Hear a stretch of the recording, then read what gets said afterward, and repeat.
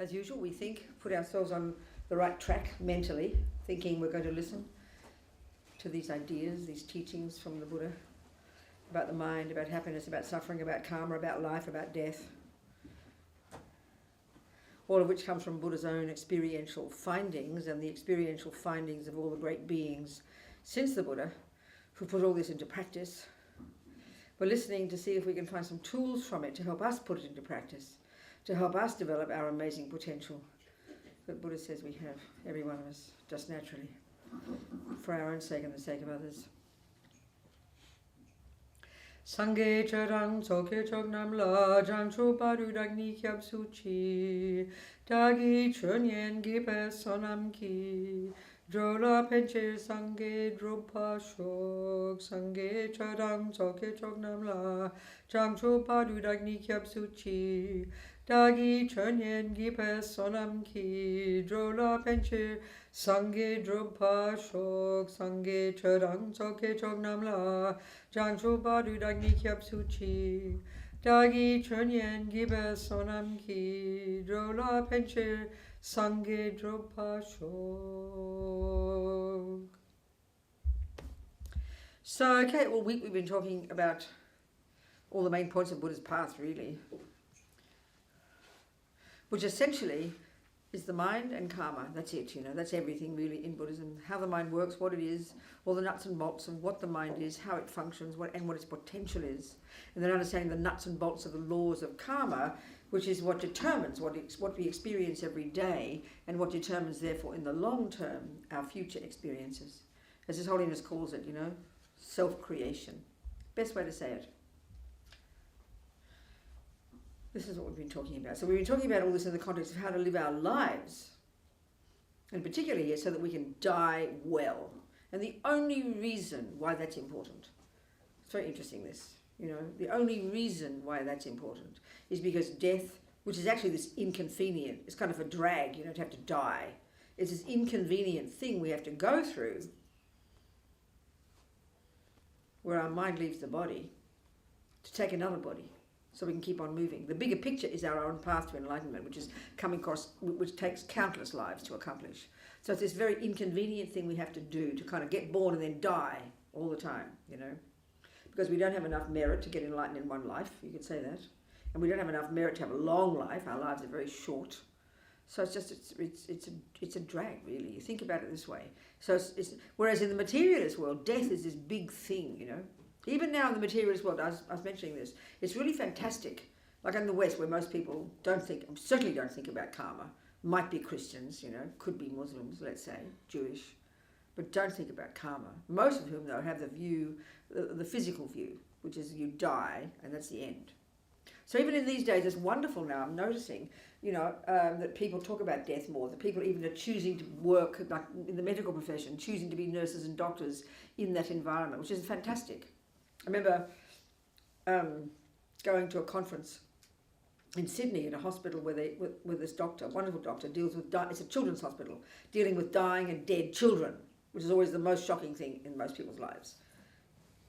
And so he's just wonderful in trying to open it all up and stop all the fear and the pain and the suffering, the fear that people have. But still, it's only about this life. And it was a wonderful man, such a dear man. And the morgue in the hospital where they put the dead babies, he has it decorated like a nursery, and all the kids the brothers and sisters can walk in and out. So one of the little boys, come and meet my dead brother.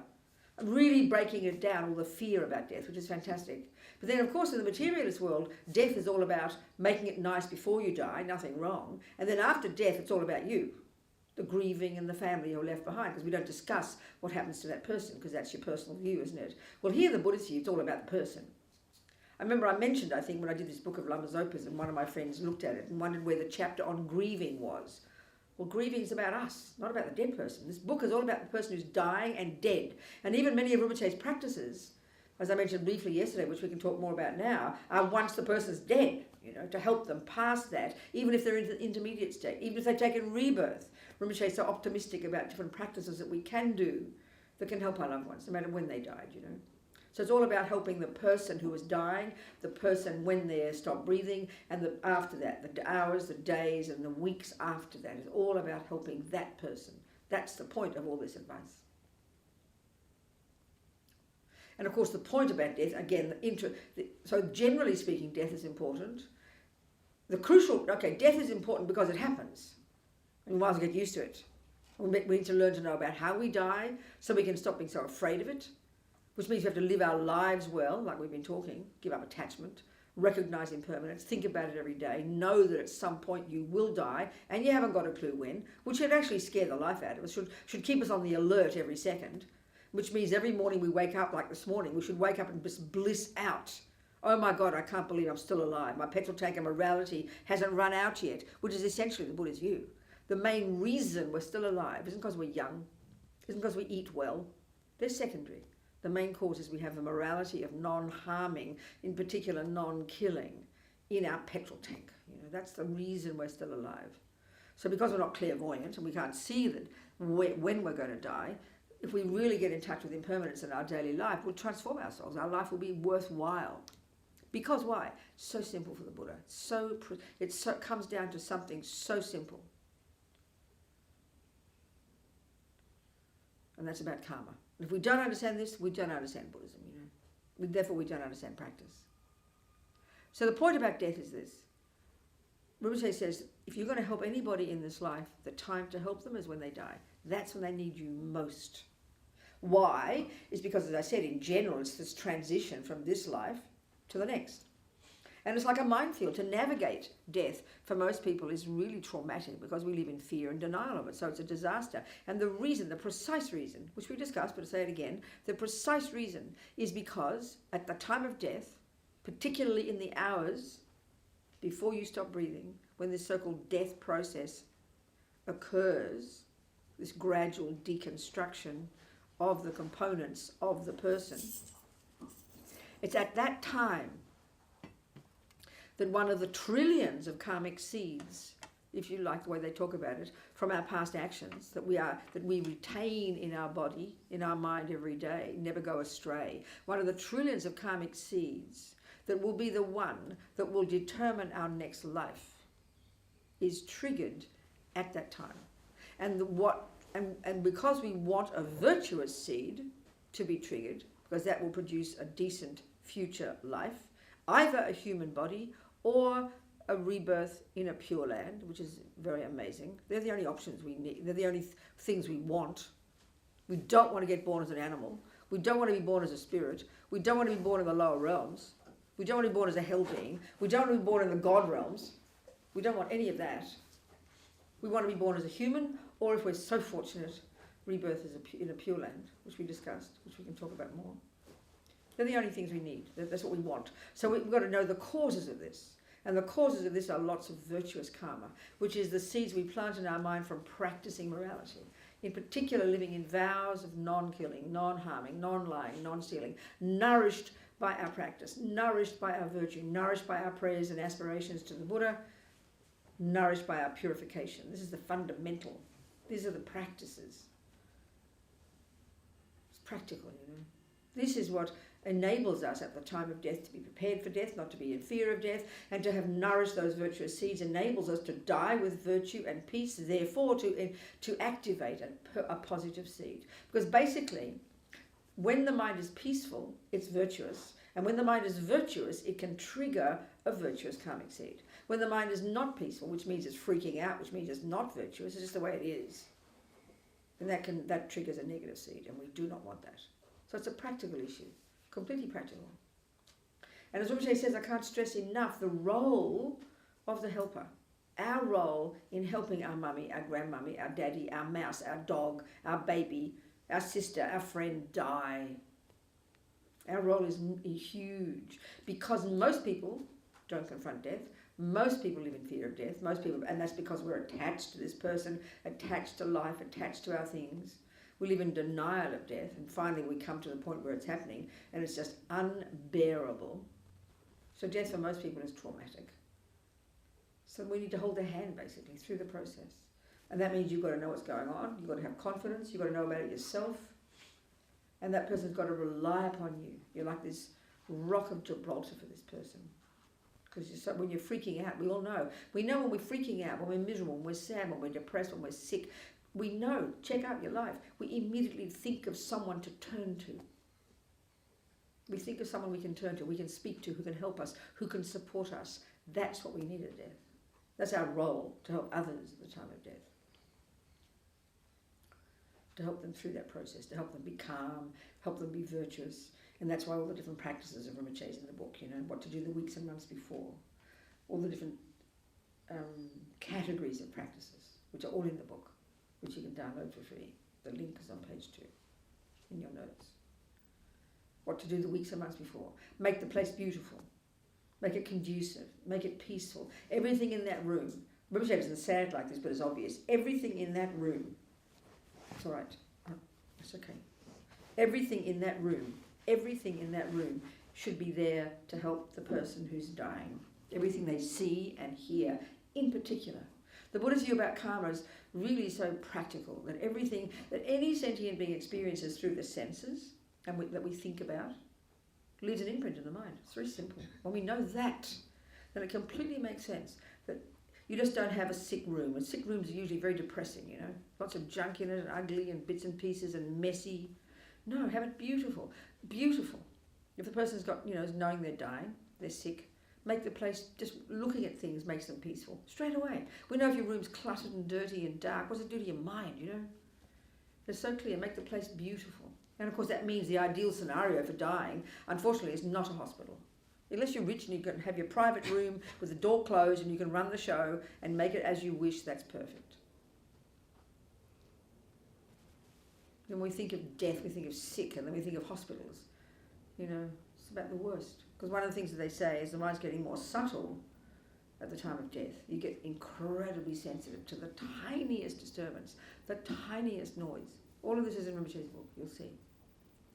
So really to be so understanding of this and to try as much as we can to make it a conducive environment for our loved ones, Such a powerful, that's just before you even start. And then as Rinpoche's book breaks it all down into different kinds of practices, what to talk about. If they're Christian, if they're Hindu, if they're Buddhist, whatever they are, find a way to help their mind be peaceful and virtuous. That's the bottom line. Peaceful and virtuous. Peaceful and virtuous. Not to encourage attachment, not to encourage anger, not to encourage stress and fear. As much as we can, that's our role. And because when you're sick, you know yourself, you're hopeless, you can't control anything in your mind. So you need this kind of help so badly. The person needs to rely on you, trust you. You need to know their mind well, what kind of things they need. So know what to talk about to help them be virtuous and peaceful. Talk about compassion. Talk about their good qualities. It's something that's really, it seems almost so simple, it's embarrassing. When we know ourselves when we're sick and when we're dying, or when we're just sick, we're anxious, we're always worried, always negative, always thinking I didn't do this, I didn't do that, always guilty, putting ourselves down all the time, So to have someone saying wonderful things to us, like you're a wonderful mother, you've been a wonderful grandmother, you've been a wonderful wife, you've been a wonderful sister, what a good friend you are, what a good person you are. It's like nectar to hear praise. We often don't hear praise, It's like heaven to hear it. Help their mind be peaceful, help them rejoice in their good qualities. Even if you think your mother's a lousy mother, I don't care. You tell her she's a good mother. Talk about, if they're Christian, talk about God. Talk about Jesus. Talk about heaven. Let them look forward to heaven. Tell them God loves them. All these things to nurture their hearts, That's why you have to know who the person is, what they need, what their mind is, what their views are, Talk about all these good qualities. Talk about compassion. Talk about those things. Then lead them in meditations, depending on the person, depending on what they're good at. All these options in Rinpoche's book, or things that you know yourself. You'll see there's so many things. Let them hear mantras. Let them hear the teachings of the Buddha. Let them hear the teachings of the Dalai Lama. Hear the teachings of their teacher. Talk about their Lama to them. All of these things. Sort of when you think about it, it makes such sense. The bottom line, every time, is to help the person be peaceful and virtuous. That's it. Because that can encourage, at the time of death, the virtuous karmic seed to be triggered that is programming them for their next life. That's when it's determined. Things can happen later that can change it. But that's what they say, That's the point. That's the reason. It's practical. It's not some kind of holy thing. It's practical. Then, we discussed the different things over the week, the different scenarios. If your loved one dies at home, for example, it's the best scenario. You can keep the body there for 3 days. It's the best. Ideal. You can do the practices every day. People come in, rotate, get the monasteries to do practices, all these things, as much as you can, invoking the Buddhas, which can bring so much support. If your loved one dies in hospital, it's difficult because, I've heard just here, you told me yourselves that you're allowed to bring your bodies home, but not in the West you can't. So it's a bit difficult then. So if you do bring the bodies home, the Buddhist view, you be incredibly gentle. Don't muck around with the body before you leave the hospital. Don't clean it and do all these nice things. This is for our sake. The person's dead, for God's sake. They couldn't care what their body looks like. That's for our sake and for the family's sake. It's not for the person's sake. They don't need cleaning, I promise. Even if there's shit on their body, excuse me being blunt here, let it be there. Who cares? They're dead. You'll disturb their mind if you wash their body. Let them be, It's just for our sake to have it all nice and clean looking. We think it's lovely. It's not for their help at all. So if you're going to move the body home, you'll be as gentle as you can not to disturb the body, because the mind is likely still there, and making a mess of the body and cleaning it and bumping it around can be very distressing for the body, for the person's mind if it's still there. So you be as gentle as you can. Get it, in an ambulance, whatever, really driving slowly, gently, and then have it at home in peace, and then have prayers done, that kind of thing. All the instructions are in the book. But the key thing again is to understand this Buddhist view about the mind, the consciousness. So as we went through the death process, the gross level is a sensory consciousness, and all the way we function day to day, that's gross consciousness. Then once the breath stops, which we think death has now happened, it hasn't happened yet. The subtle, what they call the subtle consciousness. These are technical terms from the Mahayana. And that's the same as our dream consciousness. And if you think about it, Rinpoche doesn't say it like this, but if you think about it, we know ourselves, some dreams can be very, very vivid. I told you that one experience I had, and I'm sure it's not uncommon, at Dharamsala, my first retreat, a long time ago. Never happened before or since. I'm trying to show off, which is an interesting experience, which proves the point I'm making, that, usually when we're asleep, isn't it, we're usually unconscious. And people can be talking in the room you can't hear. But this particular experience, and that means that even if you're dreaming, you're not conscious. But this particular experience really was interesting. A certain period in this retreat, I had these vivid dreams, crystal clear. People, I think, call it lucid dreaming. And then what happened was, this period, at the same time as I was dreaming, I was completely conscious of all the noise going around and all the conversations and what they were doing in the kitchen and all the people and everything. And that can happen regularly. That's when people, in comas, they can be conscious of this. Remember I said that story about this Italian mother who wouldn't let them pull the plug on her boy, on her son. He was in a coma for 25 years, kept alive. He came out of his coma and he said he was conscious the whole time. So this is possible. So when you stop breathing, your subtle consciousness is now there, which is exactly the same level of your mind that dreams. That's your subtle consciousness. That's what's occurring then. So don't be surprised, the person can be aware, floating above their body. Why not? This is what happens. People have out-of-body experiences. That's the subtle consciousness. So it's just, Rinpoche doesn't say this, but it's completely logical to deduce this, which is why, once they've stopped breathing, extra careful, extra peaceful, extra cautious, for their sake, to only have prayers, only have practices said. Don't keep out all your emotions, all the dramas, thinking they're dead, it doesn't matter. Totally wrong. Completely peaceful, like a shrine room, The only sounds in that room should be the prayers and the practices, for the sake of the person. Then the ideal is at home for 3 days. At the hospital, if you're like in the West, when you can't take the body home, you take as long as you can.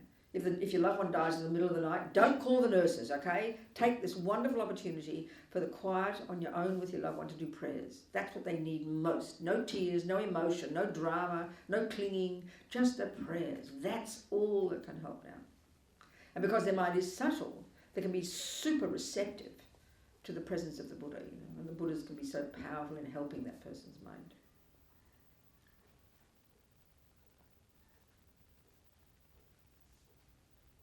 And then, as I said, if you can't leave the body, if they have to have the bed, then at least, Rinpoche doesn't say this in the book, he's given this advice later. Unfortunately, I wish he'd said it before the book, could have gone in there, but it's so practical. One of our nuns, when she died, he told the person helping her to put her in the fridge. Leave her there, he said, for a few days. Perfect. She could, because sometimes the mind can stay there and be meditating. So stick him in the fridge. Nothing wrong, it's fantastic. I thought it was a great piece of advice. Stick them in the fridge, not disturbed. But don't clean them and do all that business beforehand. Get them to gently take the body and put it in the fridge quietly. And keep it there if you can. I mean, mortuary people have told me they sometimes keep bodies for months while there's legal problems and things like that. They don't mind keeping the body in a fridge. It's very, very practical. Doesn't sound very holy, stick them in the fridge. But it's so practical for the person who's dead. Leave their mind in peace. But the typically one is 3 days, at home. That's the ideal scenario. So, of course, if you have to move the body and you can't keep it in the fridge and you have to do what you have to do, like do the body and do all the business, then you've got to do this thing that can help the consciousness leave the body. So as we mentioned, in the book it all says this, the consciousness when it's ready to leave, when it gets to the very subtle level, which is called clear light consciousness, the subtlest level of mind is called very subtle consciousness, or they sometimes call it extremely subtle consciousness, and it's called clear light consciousness. It's the subtlest level of our conscious being. And like I said before, the death process is all described physically, and this is using the Vajrayana model, which is the same model they use in the Tibetan medical system, all the different subtle channels and all the wind energies and all the connection of our different states of mind with those wind energies. What the death process is the gradual going from bottom and top, all the energies, all the wind energies, all the subtler energies, all the mental energy, everything comes to the heart chakra. Literally, it's a physical place right there between the breasts. And that at conception is where we start in our mother's womb. The very subtle, what they call the very subtle white drop, and the very subtle, or the subtle white drop and red drop from the mummy and daddy, from the gross egg and sperm, This, they call them this subtle drop, tigla in Tibetan. The white one from the daddy, the red one from the mummy. And they come together. And our consciousness, at the time of conception, that's where our subtle consciousness goes and joins with that. And we start right there at the heart chakra. And then as we grow in the womb, the little body grows up and down in the way they describe the growth of the fetus, So death, everything comes to the heart chakra. And everything's there, stays there. So, as I said before, this is really like almost, I think, a foolproof way to check whether or not the consciousness is still there, which means the person's still alive. You put your hand above the heart chakra. Don't touch the body, but above there. The rest of the body will be cold. But here, if it's warm, it'll be vividly warm. And that's the sign that the very subtle consciousness of your loved one is still there. They're still a living person. You do not disturb until that's gone. So if you're forced to have to move the body, and this can happen like, let's say your loved one dies in a car accident, or they drop dead on the floor, or drop dead in their dinner or something, You check. Well, the ideal one then, okay, we'll discuss that in a second, but if you have to move the body before the 3 days, if it's still there, then you've got to do something. You've got to help the consciousness leave the body, because it can be very distressing for the person if they start, mucking around with it and cleaning it and doing things to it, So because the consciousness leaves from different places. They say that if the consciousness leaves from the crown, which it says in the teachings, it says it'll go to a pure land, or the formless realm, which is not a cool place to be born. You don't want to be born there. Pure land. If your consciousness leaves through the eyes, you get the human birth. If it leaves through the mouth, a spirit birth, which is not a cool rebirth at all. From the anus, a hell birth. From the sex organ, out through the cervix and the vagina for the girls, and from the penis for the boys. It'll be a animal realm. That's what they say, okay? And of course you can't see this. You can't see this because it's the consciousness. So to ensure, that's why one of the reasons not to touch the body in different places, because when the subtle it can still be disturbing and can easily help the consciousness leave through an inappropriate place. And this is my point. Rinpoche doesn't say it. But if the consciousness leaves through the mouth, it'll get a spirit birth, then, really don't kiss your loved ones on the mouth. It's like the worst thing you could do, in my opinion. Rinpoche doesn't say it, but it's sort of obvious. Because there's so much attachment. That's going to get born as a spirit. There's so much attachment to you. Especially if your loved one, you're so much attached. And they've stopped breathing, but their subtle consciousness is still there. They can be vividly aware of you, freaking out with attachment. It's like the worst thing to do for your loved ones. The worst. We think it's so sentimental and loving and tears and clinging and grasping. It's a nightmare. for the dead person. You know, got to remember these things. And this is the thing: in the ordinary world, we don't understand this attachment. We just call it loving. We call it affection. We don't understand the difference. So this is really crucial to understand the Buddhist psychological explanation of what attachment is. We mix it with love and affection and all this stuff, you know. We really have no understanding. So important to understand this. Because attachment is the worst suffering for the loved one, the worst.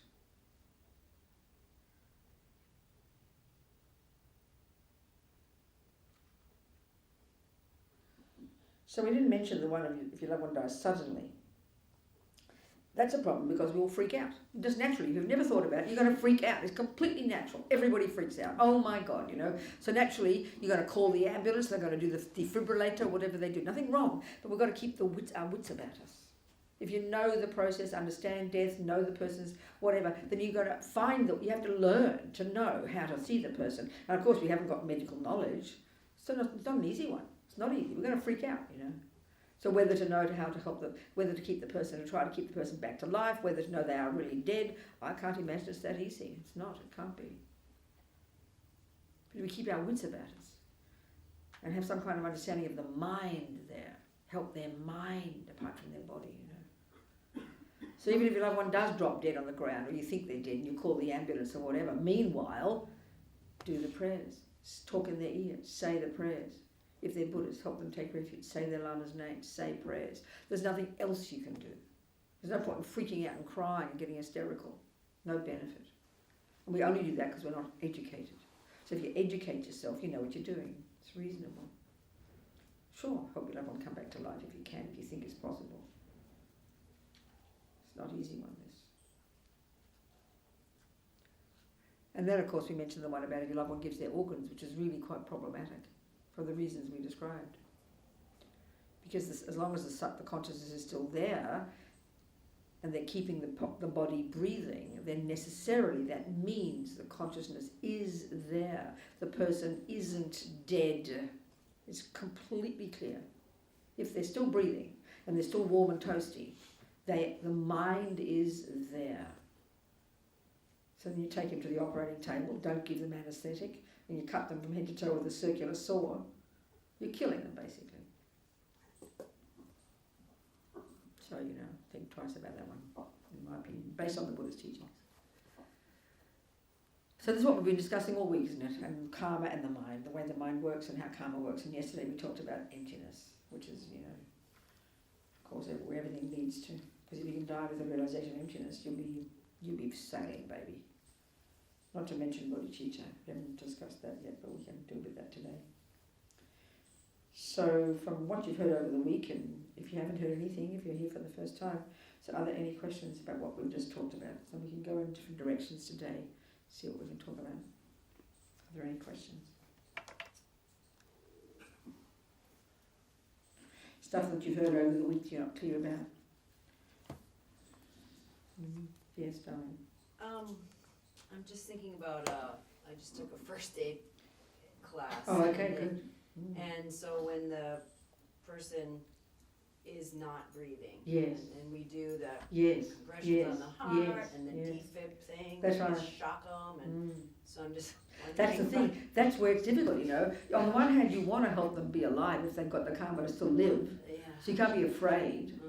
So how, unless you're really the most skillful nurse or doctor, how can you know if the person's dead there? Some people might be able to tell. Yeah. You know. So I think you just got to with the best intention, the best motivation, even also by saying prayers as well. You know.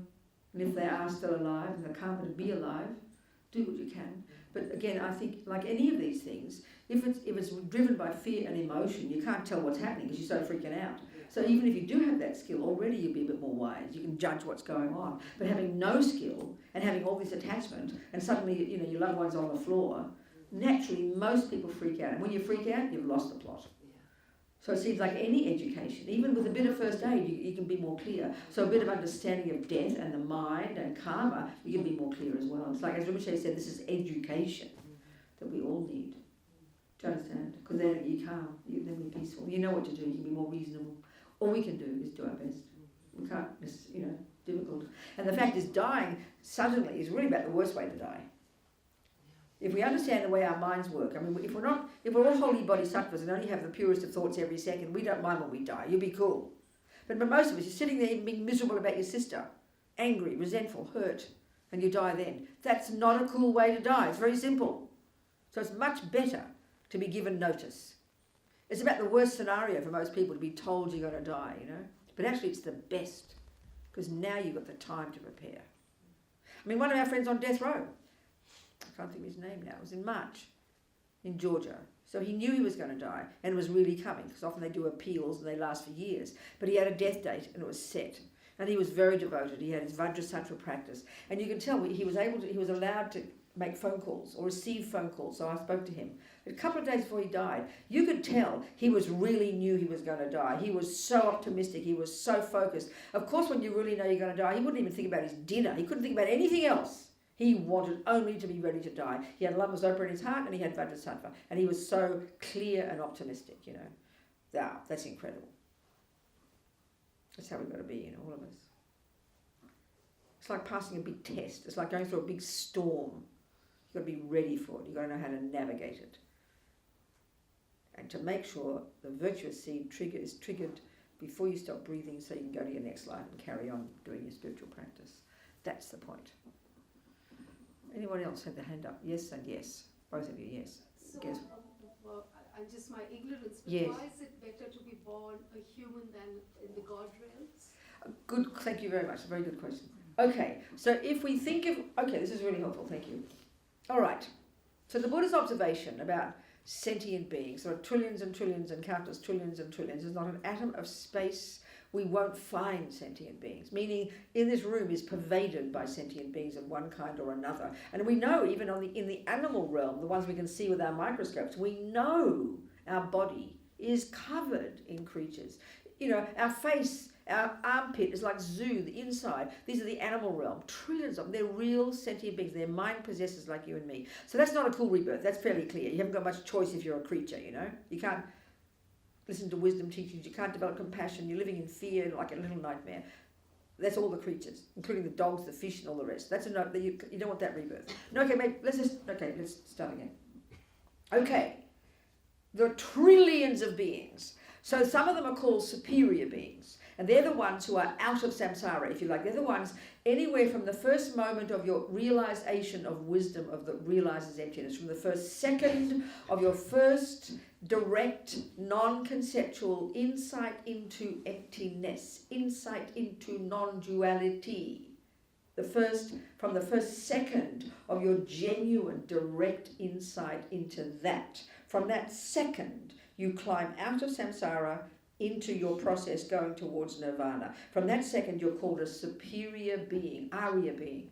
All the way from there up to Buddhahood, they're all the superior beings. They're cool. They're on the way out. They can't go back. From the second you realize emptiness or non-duality, from the first second of it, you've got way more work to do yet. You can't go back. You can't go to the lower realm. So they're the superior beings. The rest of us are called ordinary beings, and we're quote unquote in samsara.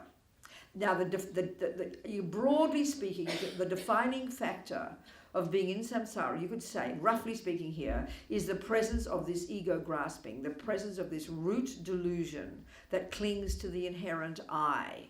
That, as long as that is there, we're going to rotate through life after life after life after life within the cycle of the rebirths within samsara. And so there's a whole spectrum of these types of rebirths.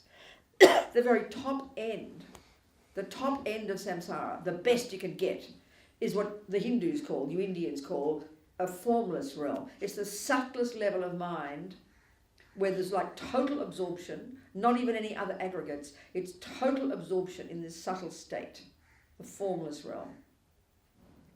But it's still in samsara. You're not experiencing any suffering.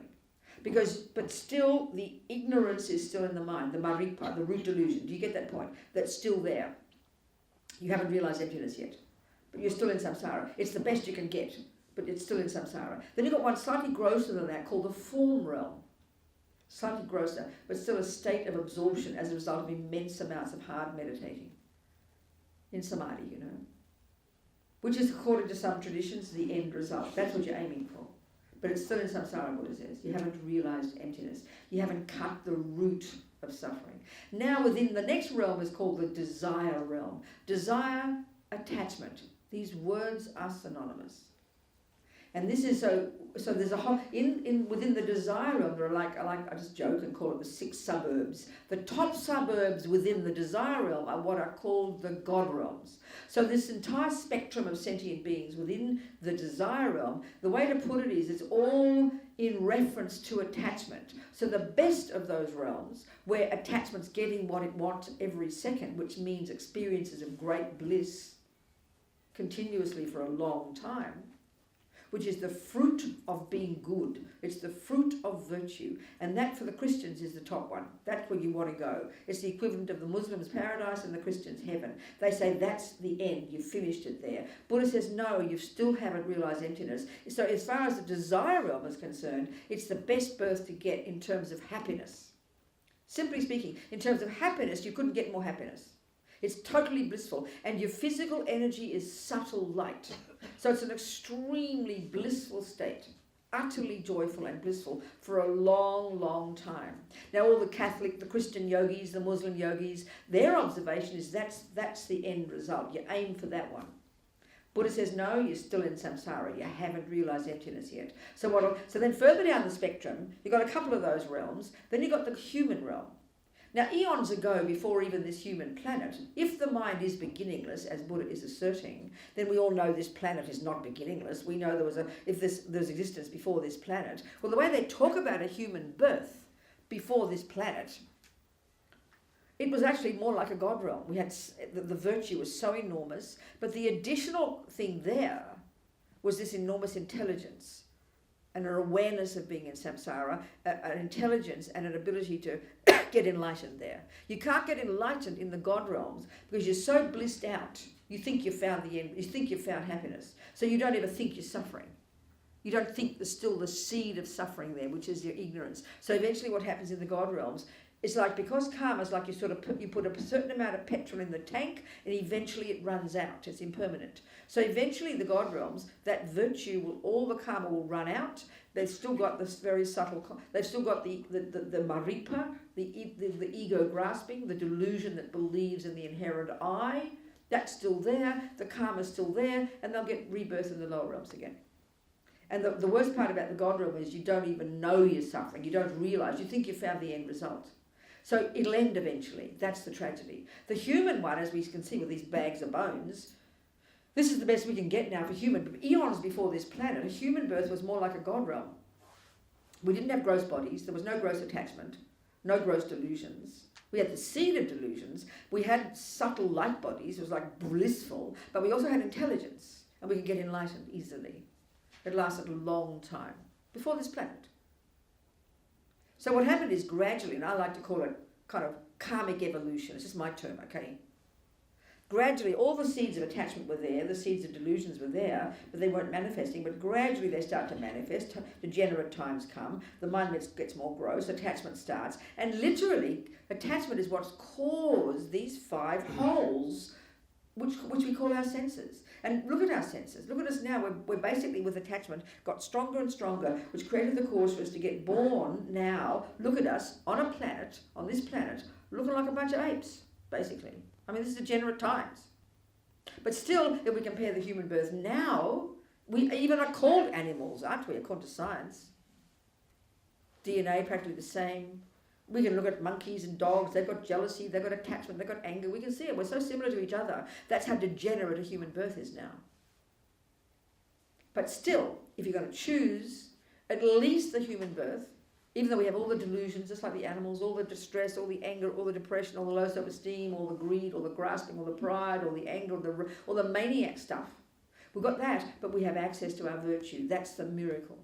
That's what our saving grace is.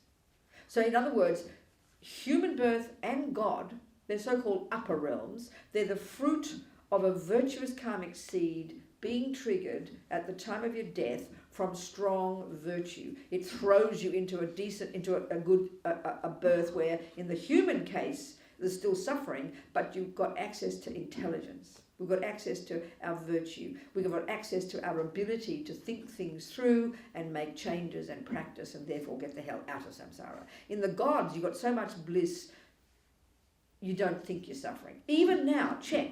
If you think of a person in the human realm who's got an amazing life, blissfully happy, living in the most divine places, money coming out of their ears, gorgeous husband, divine children, everybody beautiful, incredibly good reputation. You couldn't wish for a better life, right? That's the top dog life in the human realm. You tell that person they're still suffering and they'll feel sorry for you.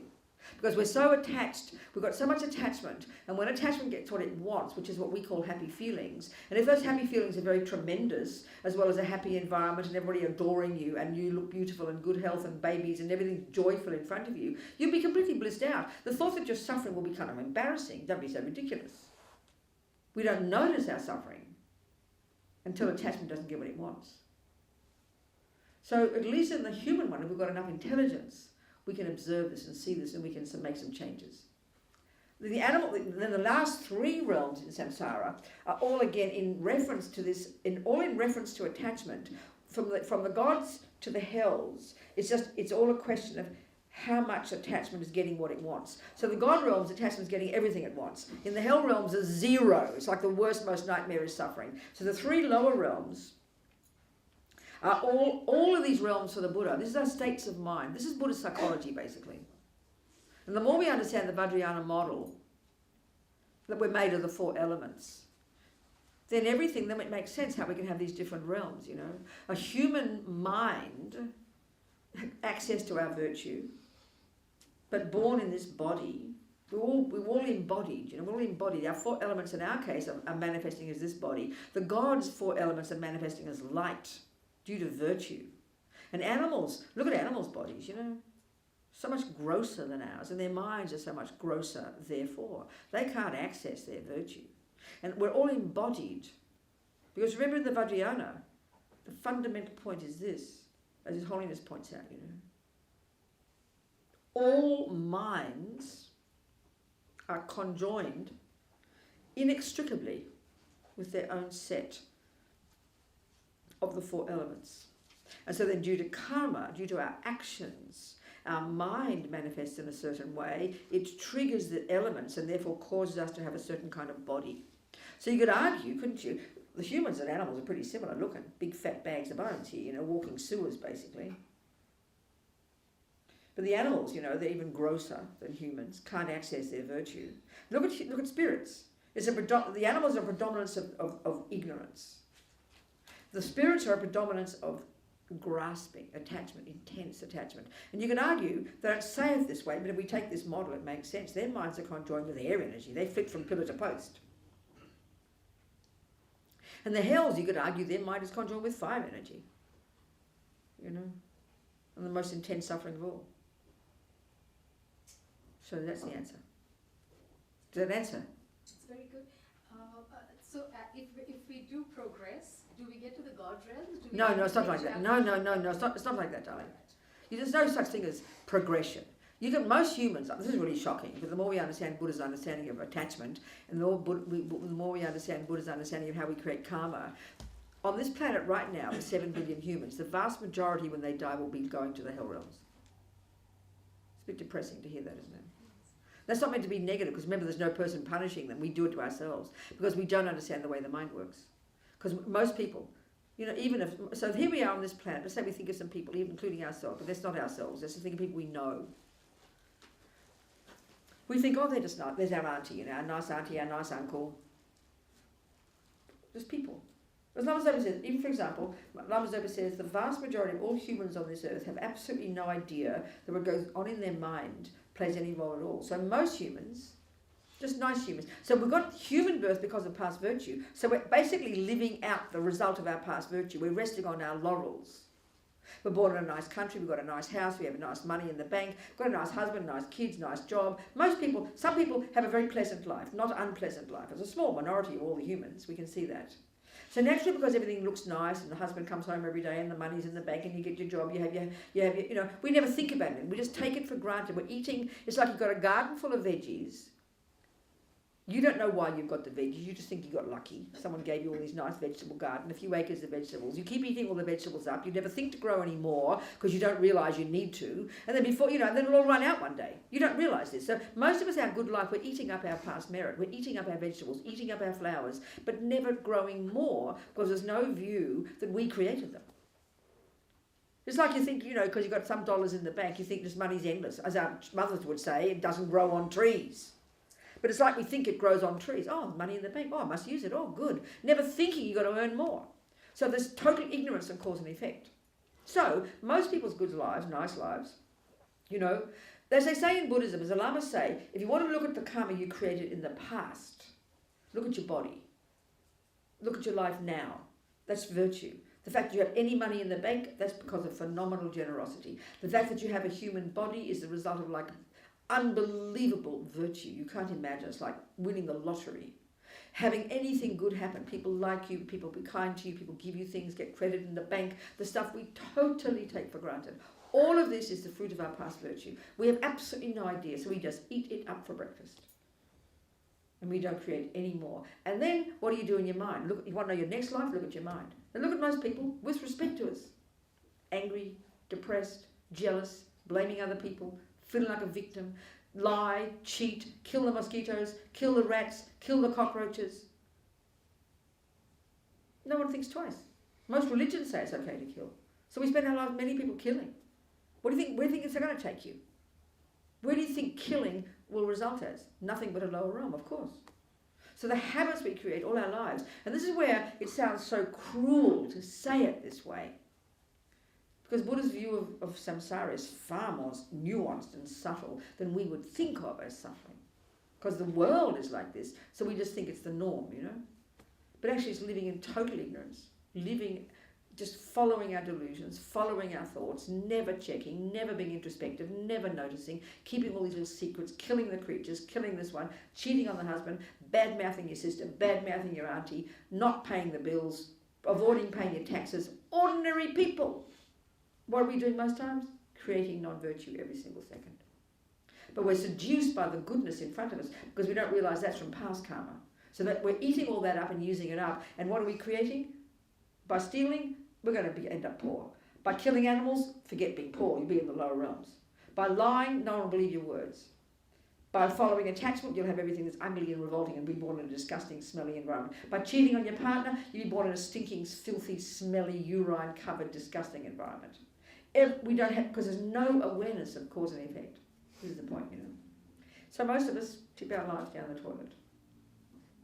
So most humans on this planet right now who die, when they die, will not just go to the animal realm, won't just go to the spirit realm, will go to the hell realms. Even to say these words is too shocking, And even worse when you realise it's not punishment or reward. It's out of incredible ignorance. So the least we can get is another human body, like a miracle. To have access to intelligence. And best of all, if we want to try and get the Amitabha's Pure Land, that's the one they say, we can get some realizations really quickly. So this is the idea. Takes thinking about, doesn't it?